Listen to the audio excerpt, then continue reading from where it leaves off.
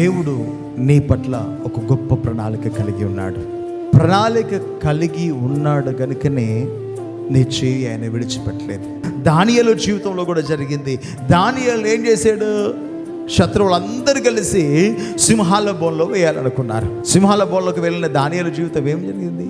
సింహాల నోళ్ళను దేవుడు మోసేయాడు. అందరూ ఏకముగా కూడి దానియేలును చంపడానికి ప్రయత్నం చేస్తే దానియేలు భయపడకుండా సింహాల మధ్యలోకి వెళ్ళి మోకరించి ప్రార్థన చేస్తున్నప్పుడు ఆ సింహాల గృహాల్లో ఉన్న ఆ సింహాలు కూడా ఆయనతో పాటుగా ఏకీభవించాయి.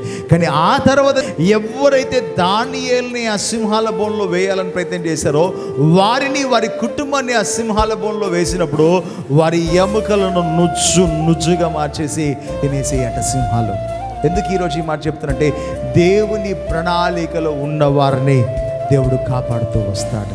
ఒకవేళ నీవు కీడు అనుభవిస్తున్న వ్యక్తివై ఉండొచ్చు, బాధపడుతున్న వ్యక్తివై ఉండొచ్చు, లేదా వేదనకు గురవుతున్న వ్యక్తి ఉండొచ్చు. నాకు ఈ జీవితం వద్దు, ఈ శోధన కాలం ఇలా నా జీవితాన్ని విడిచిపెట్టదను అనుకుంటున్నావేమో. కానీ ప్రభు అంటున్నాడు, ఇక నిన్ను ఆశీర్వదించే సమయం, మేలు చేసే సమయం వచ్చింది. నీ జీవితంలో మేలుకరమైన కార్యాలు నేను చేయబోతున్నాను.